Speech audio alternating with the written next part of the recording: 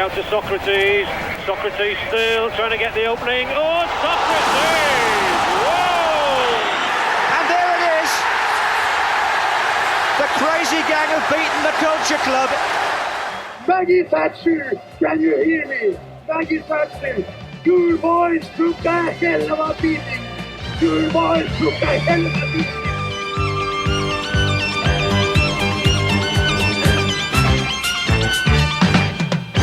Welcome to 1979-80 Revisited, module subsection 1.13, paragraph 2, second division, Dave.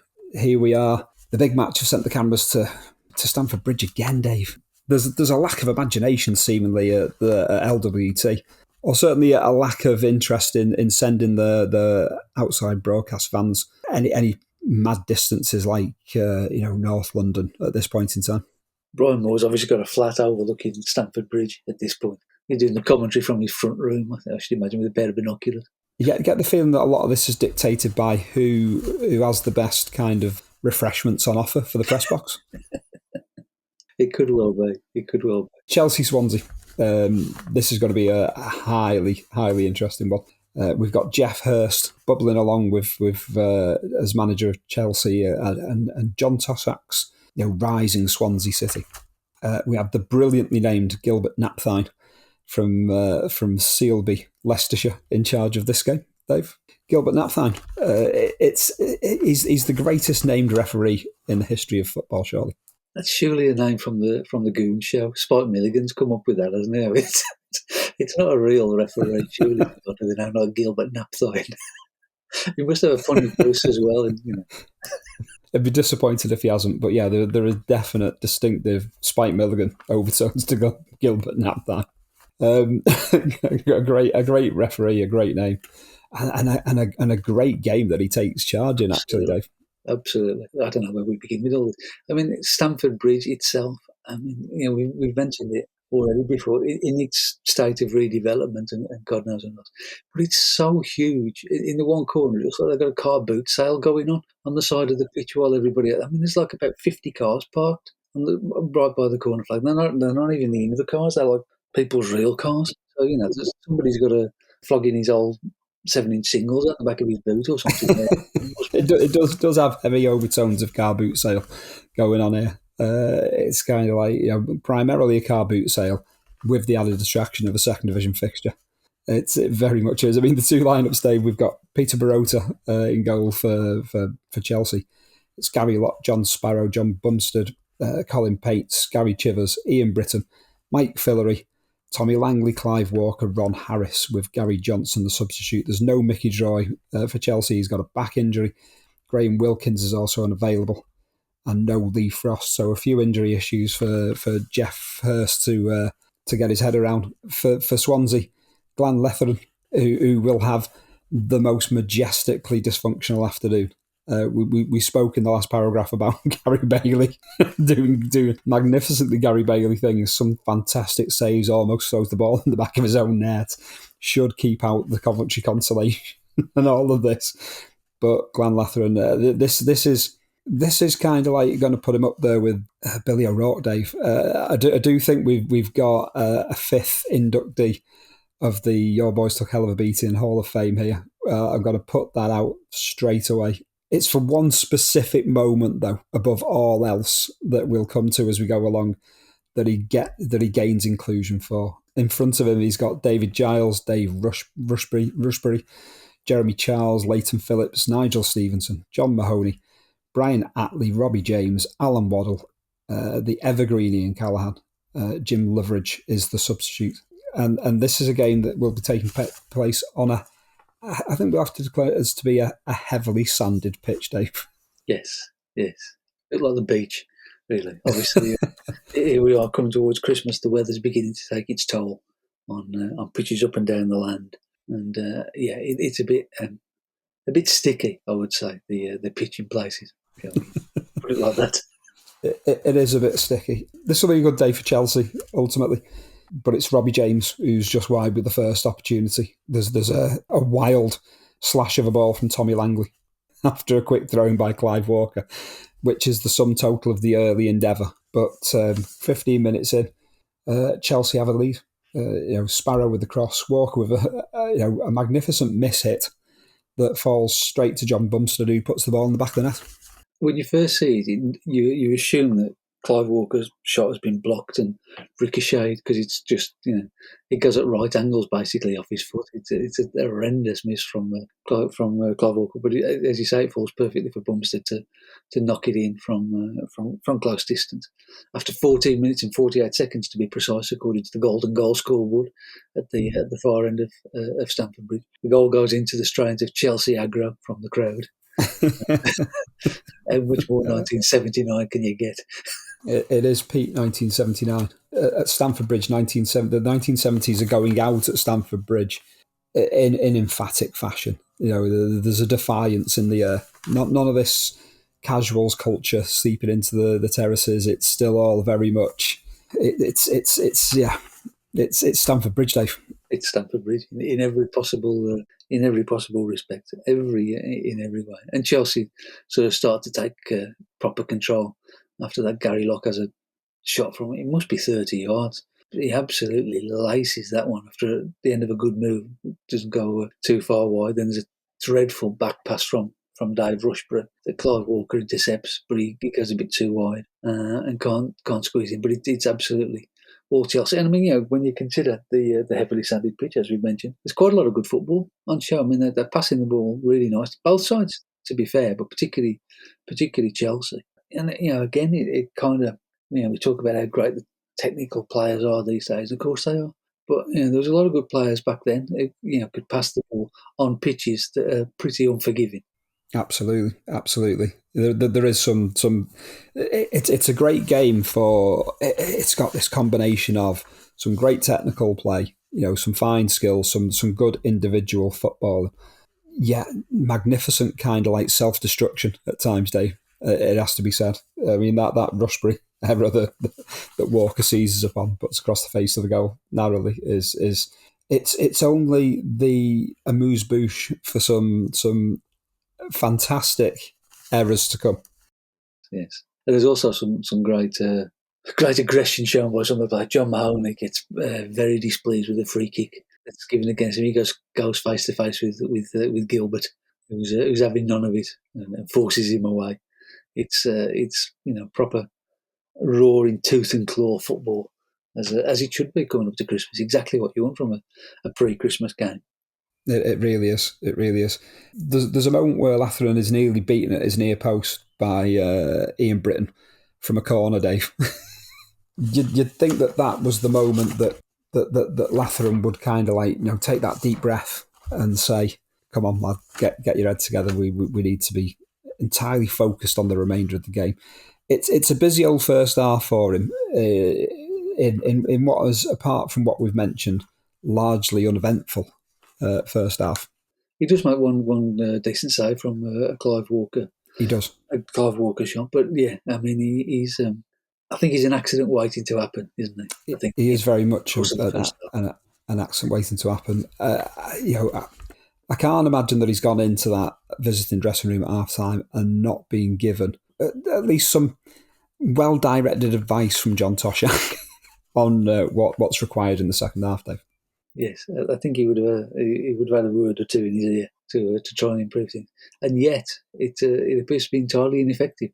It does indeed. To be fair to Glenn Letheren, Swansea, it's problematic on the road for them.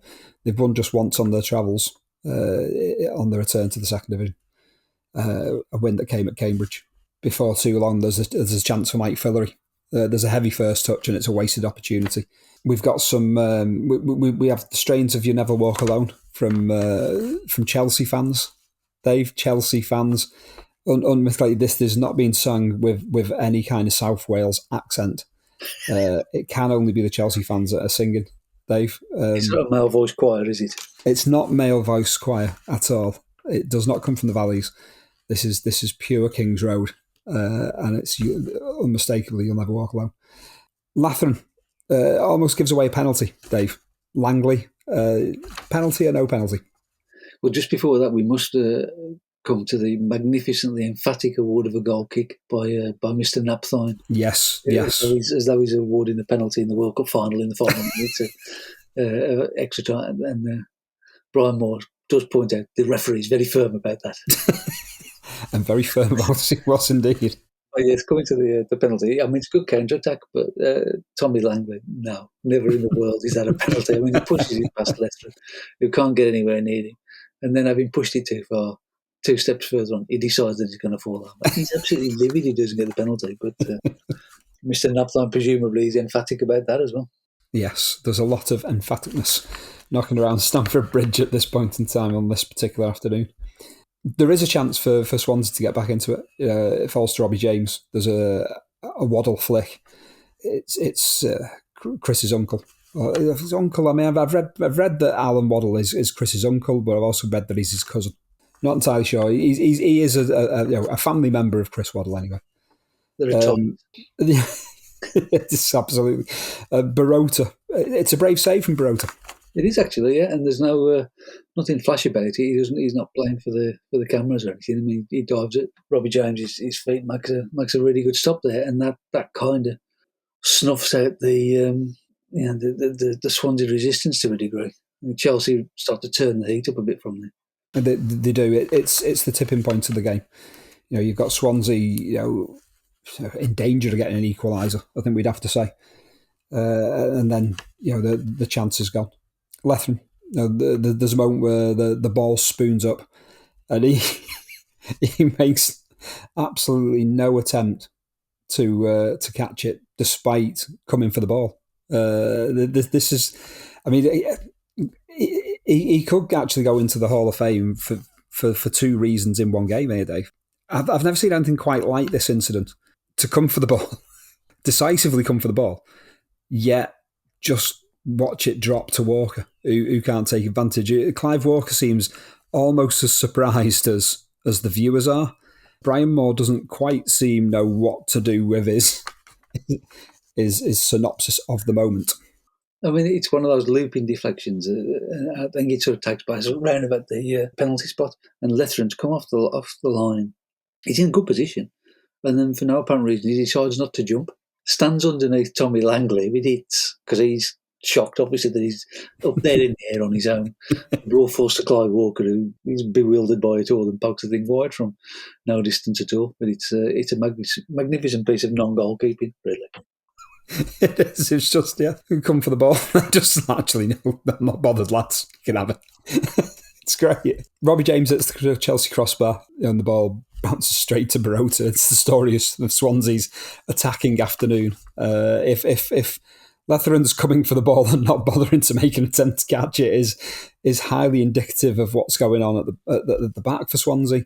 Robbie James, this is the to go along with that chance that he's. I mean, if you feel for any Swansea player on this day, Robbie James is that one. Yeah, I mean, it was really good footwork as well to create space for that shot, and he's been the one that's been involved in everything really for Swansea going forward. And he's very unlucky. And then just as soon as he's crashed that shot off the bar, we come to the pièce de résistance, I think, for the Swansea goalkeeper. It is. It's the moment. It's the moment that gains him entry into the Your Boys Took a Hell of a Beating Hall of Fame. Chelsea, they increase their lead in, should we call it esoteric fashion, Dave? Tommy Langley. Out comes Letheren. And he literally totals his own defender. He's nowhere near the ball. He's nowhere near the Chelsea goal scorer. He just totally takes him out, Dave. It's a work of, it's beyond art, Dave. It's magnificent. I mean, John Bumstead plays this through ball on the counter attack, and there's only Tommy Langley chasing after it, pursued by a defender, and Letheren, he comes barreling out. He's 25 yards away from goal, and he basically tackles the wrong man. That's it. That's for no apparent reason. He obviously confused about the shirt colours or something. Perhaps he's colourblind. I don't know. But he takes out his own defender and leaves Tommy Langley to just run the ball into the empty net. It's majestic. I mean, had he caught Langley, I mean, in this day and age, he'd have been red carded immediately. Probably nothing much would have happened in those days. But It's a complete full-on body check on his own man. There's a touch of Tony Schumacher and Patrick Battiston at play, except it's his own teammate, Dave. It's literally taking his own teammate out here. And this is what obtains Brian Letheren, his place in the Old Boys Took a Hell of a Beating Hall of Fame. There's a bit more to come as well, to be fair. And there is a little bit more to come. It's he's not finished yet. Loveridge is thrown on for his debut by John Toshack. There's a fine bit of interplay in between Johnson and Walker. Again, like I say, it's punctuated by some good football, this game. There's some high comedy. There's the car boot sale. There's the prerequisite Invicars. There's the mad patchwork quilt of a stadium. You've got Brian Moore, who can probably walk home after the match because he lives around the corner.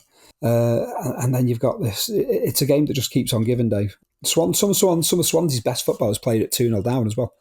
Ian Callahan, involved in spraying the ball around, and there's a late flurry of activity.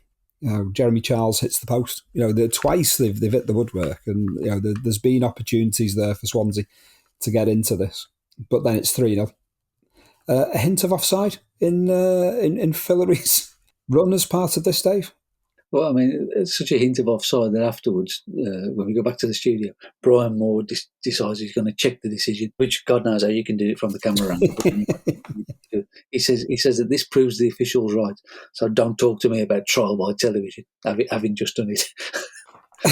I've done trial by television, and not particularly convincing, Dave. He does definitely I've decided that this goal is onside.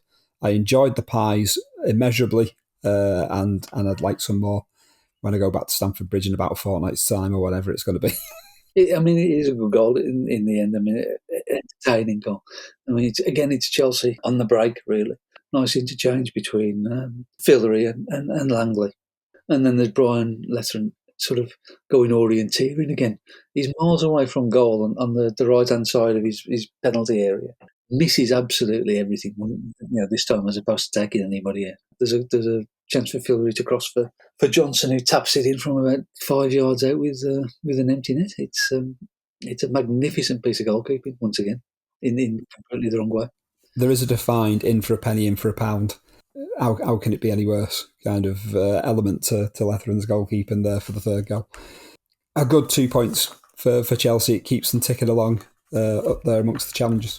Undoubtedly, this is turning into an intriguing second division promotion race, Dave. Up at St James Park, we've got the other West London entity that we see so often, seemingly on our screens. This is where I'm kind of like looking at it and thinking, I can always remember people complaining that Liverpool were on the telly all the time. Yeah, Chelsea and QPR are just on the TV virtually kind of like every other week, one way or another. And you've also got, plenty of Manchester City that we're seeing. QPR again, Dave. Tyne Tees, Roger Thames has given us the commentary of this. Tommy Docherty is only just out of hospital on Friday, Dave. Yes, he hasn't bothered to take the train north this time, just in case anything bad happens, I suppose. He's left the team. He's left the team in the tender care of his assistant. It ends up being a terrific game. The first shock was Peter Withe at Newcastle. Obviously I knew Peter Withe was at Newcastle, but such a weird career. He won the league at Nottingham Forest in 1978. Here he is in the second division in 1979.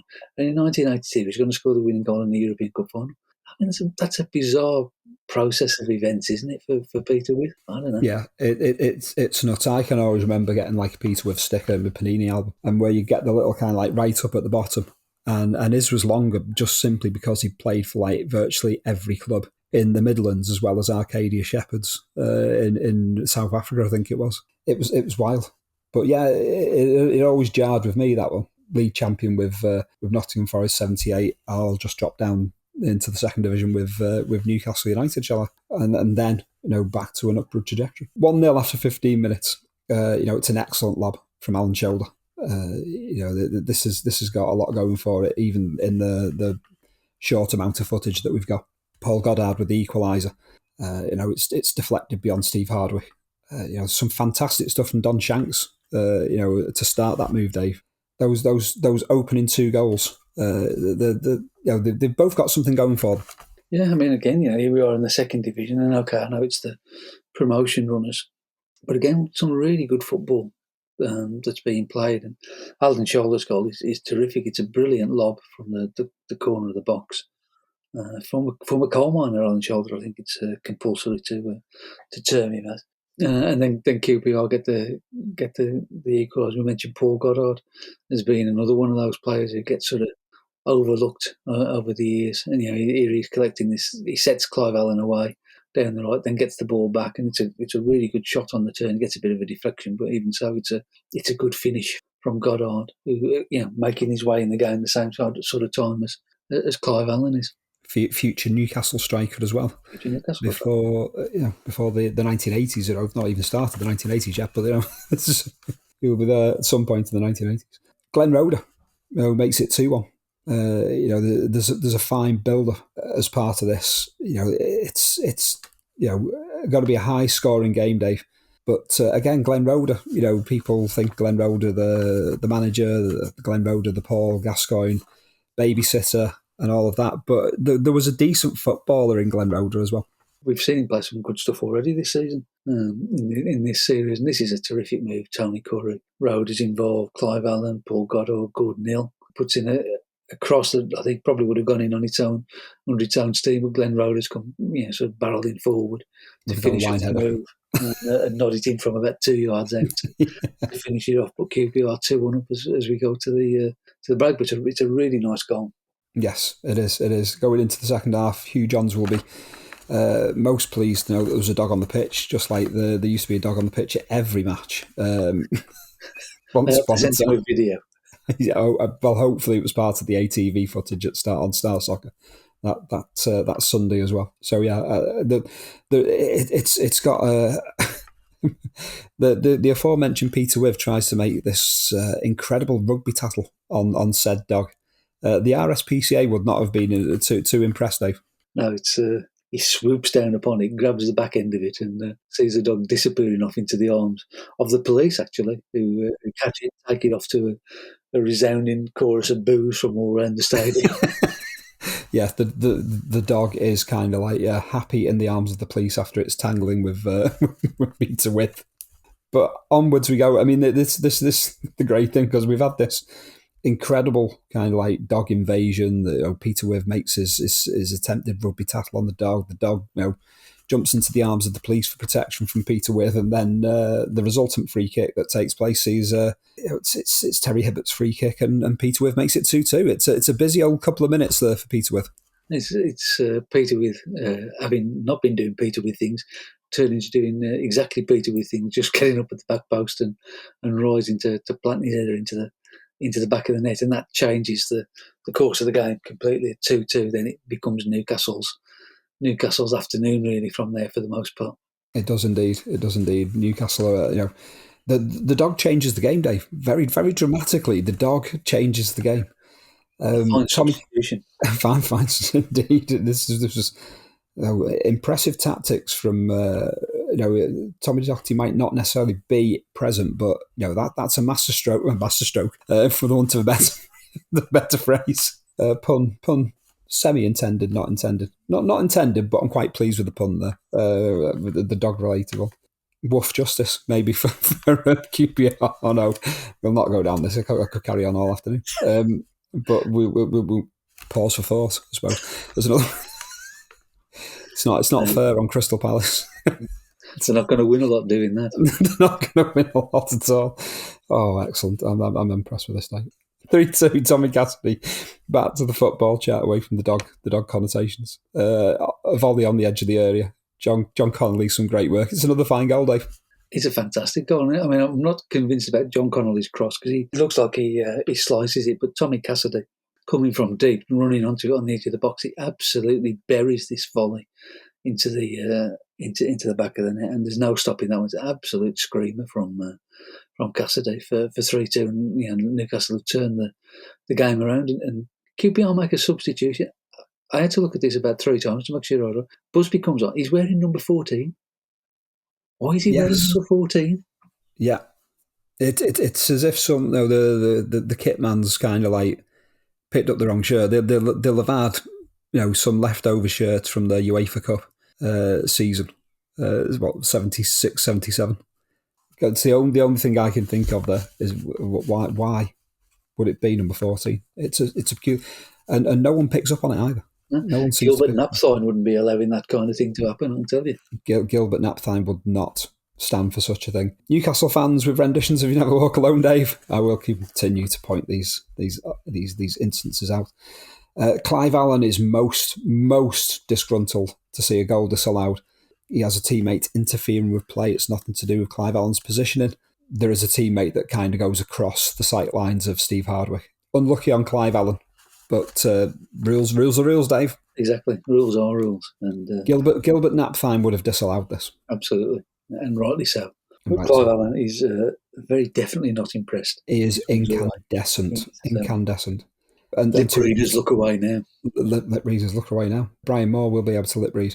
You can clearly see what he's saying here. And I disagree is what you can clearly say. That's definitely what he's saying. I disagree. 4-2 before too long. Really not QPR's second half at all. With top corner. It's a good goal. It could be more. Chris Woods pulls off a fine save from Tommy Cassidy. It's becoming a bit of an issue for QPR on the road, Dave.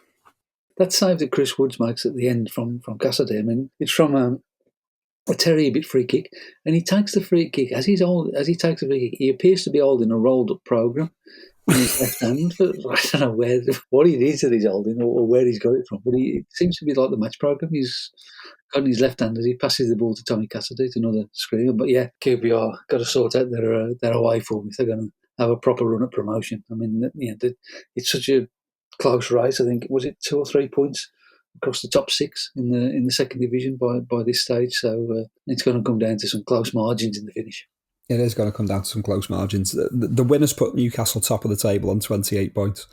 One ahead of second place Chelsea, who are on 27. You've got Luton on 25. In third place, also on 25, but outside the promotion places, Leicester and Birmingham.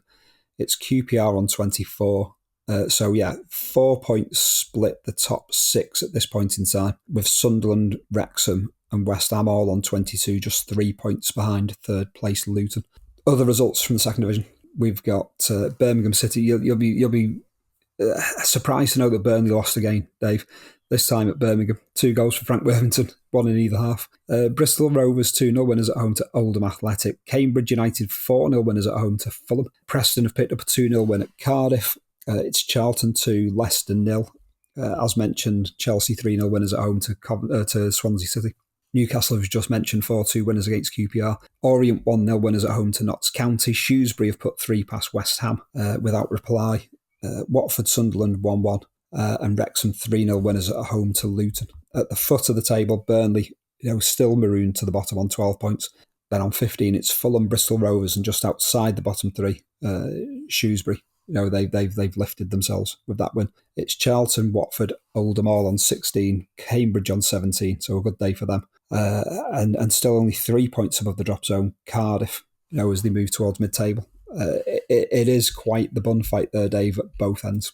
It's always such a great division, the second division, championship, whatever you want to call it. It's a division that's always tight. It genuinely, any result is possible. And it goes all the way through. And as we've seen in our number of second division games so far, it's also the division where weird things happen. It's just a glorious cavalcade of strangeness, the second division. We should basically have more of this on Match of the Day and the big match for sure. Absolutely. It's a top-class entertainment, especially some of the goalkeeping, Dave. It's been great. Quick run through the second round FA Cup results. There have been some postponements that have gone on, unsurprisingly, given that we're now in mid-December. But as far as results are concerned, Carlisle are through 3-0 winners against Jack Charlton, Sheffield Wednesday. Jack Charlton will not be impressed, Dave. Colchester 1-0 winners at home to Bournemouth. Croydon have got a spirited 1-1 draw at home to Millwall, which I'm sure as a game passed off massively peacefully. We've got Bradford City 1-0 winners at Darlington. Mansfield are through. Sheffield United have made it a double Sheffield exit. They went down 2-0 at Grimsby. We've got Aldershot going through at Hereford. Reading have defeated Barking. Altrincham are through. Giant killing again. 2-0 winners at Rotherham. And then we've got Southend and Harlow Town, a 1-1 draw. Fancy Harlow Town in the replay, Dave. Tuesday night, 7:30. Tranmere, Rochdale 2-2. We'll do it all over again, as will Walsall and Halifax after a 1-1 draw. And in an all non-league clash, Yeovil, 1-0 winners at home to Slough Town. Along with, it's a spate of postponements. There's replays to come. This is one of those, the FA Cup third round draw will be littered with and or ties galore. And it will be held properly on the Monday at around about 12:30 on Radio 2, which is exactly how it should be held. None of this, the one show, no. Monday dinner time. With the velvet bag as well, rather than any kind of bingo machine, which I think, if I remember right, I watched a few weeks ago. The velvet bags did seem to make a bit of a return. I don't know whether that's for a contemporary FA Cup draw that I saw in recent times. Back page headlines in the week leading up to the Saturday the 15th. Malcolm Allison making an SOS to Bobby Moore to take on the role of defensive coach at Manchester City. He currently fills a like-for-like position at Crystal Palace on a part-time basis. Moore has been asked to do it on a full-time basis at Main Road. It would mean a move north. He does ask for time to think about taking the job on, and within days has become the Oxford City manager. Hypnotised by Romark, or does Bobby Moore feel that he's got better options than trying to teach Manchester City to defend? I suspect Bobby Moore's been watching Manchester City on Match of the Day and the big match over the recent weeks and decided it's a lost cause. Absolutely. In Romark Corner, having dipped into all things Tyneside, Romark, it's time for the Romark Bob Monkhouse story, Dave. The two of them together opened a nightclub in Newcastle, and it was Bob Monkhouse has put up much of the money. Romark is the front of house entertainer. It's music, it's entertainment, it's probably chicken in a basket. The business does not take off, surprisingly, Dave. I am shocked, for one. In his autobiography, Bob Monkhouse cited losing £180,000, and that when he checked up on the accounts to find that they've been emptied by a mysterious figure, Dave. Romark moved to South Africa for a bit, where he became a bit of a television star, and then on to America as well. Bob Monkhouse didn't seem too irate by this in his autobiography. He seemed more entertained than anything. As if the £180,000 was worth spending for his time with Romark. Clearly, Romark has hypnotised Bob Monkhouse as well to think that £180,000 he's neither here nor there. It's just a bit of loose change for Bob. Perhaps that's why Ian Smith was in the director's box at Crystal Palace a couple of weeks earlier to arrange a transfer for Romark to South Africa. It could well be. But more Romark news as it comes in. Stan Bowles is set for a move to Nottingham Forest from QPR. Talks took place at Tommy Docherty's hospital bedside, Dave, over a £210,000 transfer. Bowles is earmarked to plug the creative midfield gap left by Archie Gemmell, and very temporarily Asa Hartford before his move to Everton. Stan Bowles to Nottingham Forest. Bowles and Clough and Taylor. What could possibly go wrong, Dave? It's a match made in heaven, surely. It's going to be serene, plain sailing, and it'll spur Nottingham Forest back to the top of the table. No question about it. Without doubt. Terry Venables turns down a £1 million offer for a 4-year contract at New York Cosmos to become their head coach, Dave. The NASL, it's booming, bright skies ahead. Terry Venables has turned £1 million down here. He's all set to be offered a new deal at Crystal Palace worth £40,000 a year. Less than a quarter of the offer at the Cosmos. Venables, New York and Venables, it would have been the perfect scenario, surely, Dave. They'd been made for one another. He'd had a contract and a TV series. He'd have had a lot. I can't imagine Terry. To be fair, in 1910, I can't imagine anybody turning down £1 million. But I certainly can't imagine Terry Venables turning down £1 million at that time. But here he is. He did indeed. Arsenal are knocked out of the League Cup at Swindon Town of the third division in the quarter-final replay. Dave, Lightning did strike twice in terms of the League Cup and Swindon Town and Arsenal. Andy Rowland nets the winner 4 minutes from time. Grimsby Town forced Wolves into another replay, while the following night Nottingham Forest eased past West Ham to set up their semi-final with Liverpool. Liverpool and Nottingham Forest are set to go head-to-head 4 times in a short space of time, Dave, over the coming modules. This will be probably it's the zenith of Liverpool Forest, that Liverpool Forest rivalry. Manchester City winger and future high-profile football agent Barry Siltman could be on the way to Israel. Malcolm Allison has accepted a £50,000 bid from Maccabi Haifa. Bit of a left field one, Dave. It is pretty much the end of his career then, basically, isn't it? I mean, he'll never come back from that. No, the last we've heard of him, maybe. Bristol City Secretary Tony Rance, I think his name was, is set to move to West Brom. Alan Everest is retiring after 47 years at the Hawthorns, Dave. The end of the great Everest, the Everest clan. Fred Everest was the secretary and manager from 1902 to about 1947-48, before Albion had a proper manager in the modern sense. And then Alan took over as secretary for about the next 40 years from there. I mean, it was a proper dynasty, 70-odd years at the Albion, the Everest clan. So he was sadly missed as well, Alan Everest. I mean, in those days, being the secretary of a football club meant something, really significant. They did all of the heavy lifting in terms of the admin and organising and making everything work. And Alan Everest was, one of the ones at the forefront of that, one of the great leaders of the role. So he was sadly missed, actually. Don Reevy, we've mentioned his High Court tussles, court number 13, which would not have impressed Don there. High Court judge has lifted the 10-year ban imposed on him. Mr. Justice Cantley said he did so with regret. Reevy was branded by Mr. Justice Cantley as a greedy, deceitful liar. Strong words. Cantley overruled the FA sanction because he deemed that the FA chairman, Sir Harold Thompson, should not have sat on the disciplinary commission. This is the only reason that he's done it. Ted Croker, in the news yet again, states that the FA could decide to form another commission and charge Reevy again. Justice Cantley ruled that Reevy had brought the game into disrepute. Leeds United have said that they will honour his £10,000 a year advisory role at Leeds United. So the wheel's back on at Leeds, Dave. But Reevy has been hung out to dry by the FA and the High Court.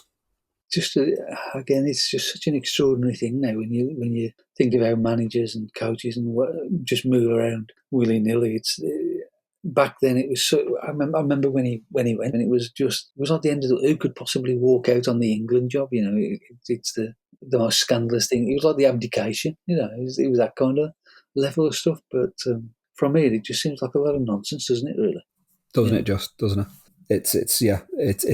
It's quite the hatchet job that's going on.